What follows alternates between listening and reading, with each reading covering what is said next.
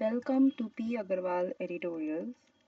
Today we are going to discuss the first topic, Burrow Tragedy Lessons for India's Mining Disasters. तो हमने इसमें क्या देखा था, अभी हमने रिसेंटली न्यूज़ देखी थी कि कोल माइनिंग डिज़ास्टर हो गया असम में ही, दीमा हसाओ डिस्ट्रिक्ट में। तो वहाँ पर 4 माइनर्स की डेथ हो चुकी है। तो इस ट्रेजेडी से हमने क्या देखा कि जो ये डिस्कशंस फिर से उठी हैं कि जो रैट होल माइनिंग का नेचर है वो काफ़ी अनरेगुलेटेड और हजार्डस है। तो what is rat hole mining? तो इसमें बेसिकली क्या होता है कि जो वर्कर्स है उनको एक आउटडेटेड और एक पुरानी सी टेक्निक यूज़ करते हैं जिसमें एक पतला सा वर्टिकली डाउनवर्ड्स या फिर जो भी पतली सी एक टनल को डिग करते हैं और उसके बाद हम कोल मैनुअली निकालने की कोशिश करते हैं। अभी मॉडर्न जो टेक्निक्स हैं उनमें तो मशीन्स यूज़ होती हैं, पर लेकिन रैट होल मेथड में ज़्यादातर मैनुअल काम पे ही होता है, ज़्यादातर क्या मतलब मैनुअल ही होता है। और कई बार छोटे बच्चे भी होते हैं इसमें, फिर इसमें कोई सेफ्टी कंसर्न नहीं है। और इसमें क्या होता है, कई बार आप जब रेंडमली ऐसे डिग इन कर रहे हो, आप मैनुअली ऐसे कर रहे हो, तो कई बार जो आपकी जिन भी आप इंस्ट्रूमेंट से कर रहे हो तो उससे आप कोई अंडरग्राउंड अननोन एक्वीफायर को भी आप खोल सकते हो, जिससे कि पानी एकदम भर जाएगा उस टनल में और आपको निकलने की जगह नहीं मिलेगी, जिससे ज़्यादातर ट्रेजेडीज होती हैं। तो यहाँ पर भी सस्पेक्टेड है कि शायद ऐसा कुछ ही हुआ हो। Then health, safety and environmental hazards. तो accidents like the one in Dima Sao district काफ़ी ज़्यादा हो चुके हैं ईयर्स में। फिर भी जो हमें ये भी पता है कि रैट होल माइनिंग जो है वो काफ़ी हेल्थ, उसमें सीरियस हेल्थ हजार्ड्स हो सकते हैं वर्कर्स को और पुअर वर्किंग कंडीशंस होती हैं। और साथ में ही इन्वायरमेंटल डैमेजेस भी हैं, डिफॉरेस्टेशन और pollution of water bodies, regulatory measures और फेलियर्स। हालांकि नेशनल ग्रीन ट्रिब्यूनल ने जो रैट होल माइनिंग है उसको 2014 में ही बैन कर दिया था, पर लेकिन ये अभी भी ये सब चीज़ें हो रही हैं।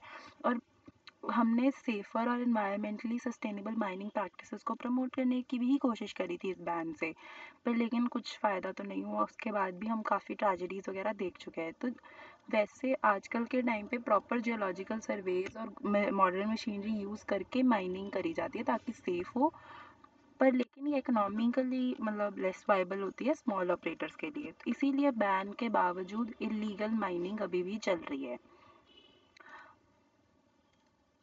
इसमें हम देखते हैं कि अब असम चीफ मिनिस्टर चाहे से एक्नॉलेज भी कर रहे हैं, पर एक्नॉलेज करने से क्या होगा कि ट्रेजेडी तो हो ही गई है। तो इन ट्रेजेडीज से पता चलता है कि स्टेट एडमिनिस्ट्रेशन का फेलियर है इलीगल माइनिंग को प्रिवेंट करने में। Link to governance and accountability, तो आगे भी सुप्रीम कोर्ट ने ये क्वेश्चन किया था 2019 में, जब पहले भी ऐसा ही एक केस सामने आया था कि ये बिना ऑफिशियल्स की हेल्प से कैसे चल रहा है अभी तक। ये पॉसिबल नहीं है कि ऐसी चीज़ें हो बिना ऑफिशियल्स की हेल्प के। फिर डिमांड एंड मार्केट प्रेशर, तो illegal mining persist because of sustain demand for coal to power. तो काफ़ी cement manufacturing plants, thermal power plants, फिर इन सब चीज़ों के लिए चाहिए होता है। और ऊपर से जो मतलब थोड़े गरीब लोग हैं उनको अपनी एम्प्लॉयमेंट के लिए भी इन सब चीज़ों का ज़रूरत लेनी पड़ती है। देन इनकन्सिस्टेंट गवर्नमेंट एक्शंस, तो अथॉरिटीज़ ने काफ़ी बार कोशिश मतलब वैसे तो हमने एक तरह से बैन किया हुआ है, पर यही अब रैट होल माइनर्स को रेस्क्यू ऑपरेशंस के दौरान यूज़ किया गया जब मॉडर्न इक्विपमेंट और एक्सपर्ट्स फेल हो गए। जैसे अब 2023 में जब कंस्ट्रक्शन वर्कर्स सिल्कियारा टनल में उत्तरकाशी में फंस गए थे, तब भी रैट होल माइनर्स का अब हमने बुलाया। तो इससे क्या है कि आप एक तरफ से बैन करें और एक तरफ से उन्हें वो भी करें, तो फिर वो कोल माइनिंग के लिए भी चलने दो। Lessons and the need for decisive action, तो mining accidents or disasters tend to fade the public attention until the next tragedy strikes. So Dima Hasar district may meet the same fates unless stringent enforcement of mining regulations is implemented, investment in safer, modern mining technologies is prioritized, state and central governments take accountability for governance lapses and illegal activities. Without structural reforms and strict governance, the human and environmental cost of rat hole mining will continue to outweigh its short-term economic benefits. The next we see the red flag as China's expansion strategy rolls on. तो हम देख ही रहे हैं कि कैसे दो major issue, सबसे पहले तो जिससे हमारी टेरिटोरियल इंटीग्रिटी और नेशनल सोवेनिटी कंसर्न में आ रही है।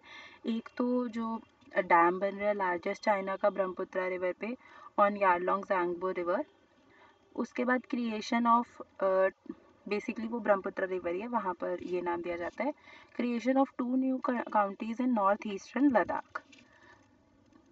फिर इंडिया ने स्ट्रांगली से कंडेम भी किया है कि ये तो डायरेक्ट चैलेंज है हमारी इंडियन सॉवरेनिटी के लिए, but still no issues.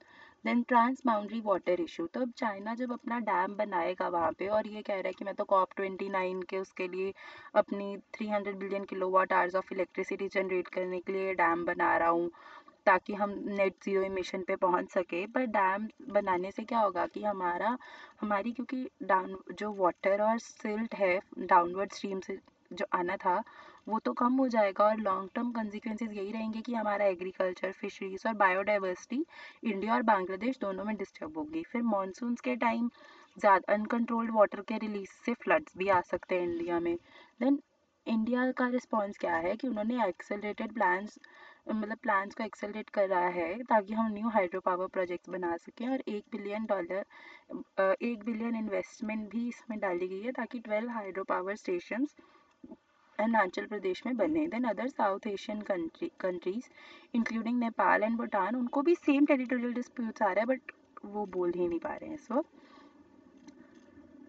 Then next is border disputes and cartographic aggression, तो चाइना अब दो न्यू काउंटीज बना रहा है, उससे तो सीधा सीधा हमारी territorial control over disputed territories में प्रॉब्लम आएगी ही आएगी। फिर अब चाइना की अप्रोच क्या है कि पहले या तो अपने इंडियन कंट्रोल रीजन्स को रीनेम करो, वहाँ पे अपनी सेटलमेंट इस्टेब्लिश करो, और फिर बस धीरे धीरे अपने ऑफिशियल मैप में उसे डालो, और फिर वो एरिया हमारा। की disputes in India, Ladakh region है सबसे पहले, फिर continued claim upon Arunachal Pradesh जो हमारा इंटीग्रल पार्ट है। देन बियॉन्ड इंडिया, ये सिर्फ इंडिया पे ही नहीं, चाइना अपने ये सब काम करता है, चाइना नेपाल और भूटान को भी डिस्टर्ब ही कर रहा है। देन चाइना के जो एक्शंस है वो हमें काफ़ी विजिबल हैं। 2023 में भी उसने अरुणाचल प्रदेश के 16 प्लेसेस का नाम अपने आप ही रीनेम कर दिया है। फिर अब हम देखते हैं historical and international law context, तो ये सिर्फ हमारी कंट्रीज़ का ही नहीं है, यूके और फ्रांस में भी ऐसे ही लैंड को लेके डिस्प्यूट्स थे, तो आईसीजी वहाँ पर कार्टोग्राफिक उन पे नहीं जाता है कि आपके मैप्स में क्या है क्या नहीं। पर चाइना का जो अग्रेसिव एक्शन है, जैसे कि उसने अब क्या किया है कि मतलब इन्होंने अब जो सेटलमेंट्स वगैरह या फिर फिजिकल प्रेजेंस जब ये करने लग जाते हैं तो इंडिया के लिए मैटर्स कॉम्प्लिकेट हो सकते हैं। साउथ एशियन रिस्पॉन्स, तो अब यहाँ पर जो साउथ एशियन कंट्रीज़ हैं वो सारी मिलकर नहीं चाइना के खिलाफ खड़ी होती हैं, जबकि सारे अपनी बाईलेटरल एग्रीमेंट्स पे ही ज़्यादा बिलीव रख रहे हैं, और उससे क्या होता है कि चाइना की एसिमेट्रिकली पावर ज़्यादा शो होती है। इंडिया की रोल और रिकमेंडेशंस यही हैं कि ये साउथ एशिया को डोमिनेंट पावर के होने के नाते एक कलेक्टिव रीजनल रिस्पॉन्स बनाए। हम regional reform, multilateral institutions, enhance diplomatic coordination and unified approach पे बिलीव करें ताकि हम चाइना के ग्रोइंग इन्फ्लुएंस को कर्ब कर सकें। कंक्लूजन यही है कि the article underscores the pressing need for regional solidarity, collective diplomatic measures, तो अगर हमें स्टैंड आउट होना है तो हमें करना पड़ेगा। Thank you.